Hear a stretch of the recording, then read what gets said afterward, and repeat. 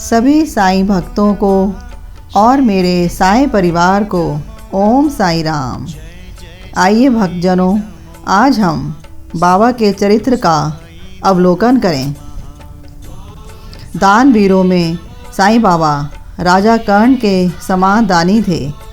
वे समस्त सारों के सार रूप थे। ऐहिक पदार्थों से उन्हें अरुचि थी।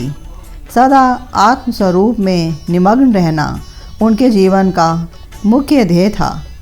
अनित्य वस्तुओं का आकर्षण उन्हें छू भी नहीं पाया। उनका हृदय शीशे के समान उज्जवल था। उनके श्रीमुख से सदैव अमृत वर्षा होती थी। अमीर और गरीब दोनों उनके लिए एक समान थे। मान अपमान की उन्हें बिल्कुल भी चिंता न थी। वे निर्भय होकर संभाषण करते, भांति भांति के लोगों से मिलजुल कर रहते, नर्तकियों का अभिनय और नृत्य देखते, गज़ल कव्वालियाँ भी सुनते थे।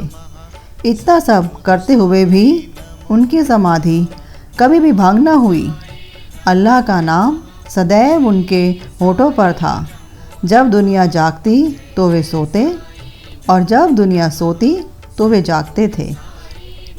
उनका अंतःकरण प्रशांत महासागर की तरह शांत था।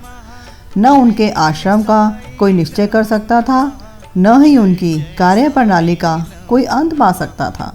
कहने के लिए तो वे एक स्थान पर निवास करते थे, परंतु विश्व के समस्त व्यवहारों और व्यापारों का उन्हें भली भांति ज्ञान था।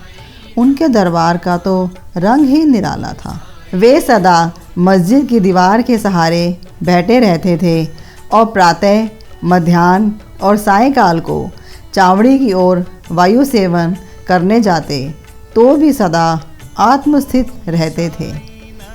स्वतः सिद्ध होकर भी वे साधकों के समान आचरण करते थे। वे विनम्र, दयालु, अभिमान रहित थे। उन्होंने सदैव सबको सुख पहुंचाया। ऐसे थे श्री साईं बाबा, जिनके श्री चरणों का स्पर्श कर शिरडी धाम पावन बन गया।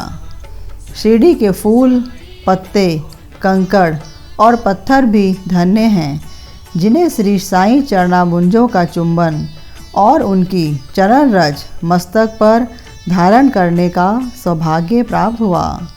श्री साईं बाबा का दर्शन करना ही भक्तों का वेद मंत्र था, जिसके परिणाम स्वरूप आसक्ति घटती और आत्मदर्शन का पथ सुगम होता था।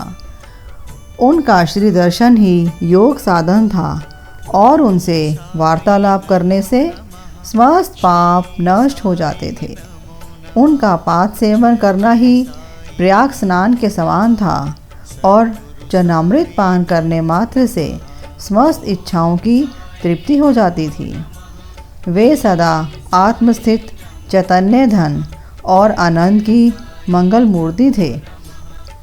कहने को तो शिरडी उनका मुख्य केंद्र था, परंतु उनका कार्य क्षेत्र दूर दराज के क्षेत्रों तक फैला हुआ था। श्री साईं बाबा की कीर्ति दिन प्रतिदिन चहुं ओर फैलने लगी। जगह जगह से दर्शनार्थी आकर उनके भक्त उनका लाभ उठाने लगे।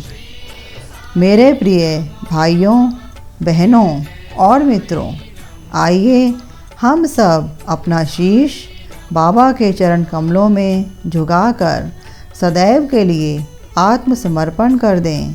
साईं बाबा की कृपा मुझ पर और मेरे साईं परिवार पर हमेशा बनी रहे। आप सबका दिन मंगलमय हो। ओम साईं राम।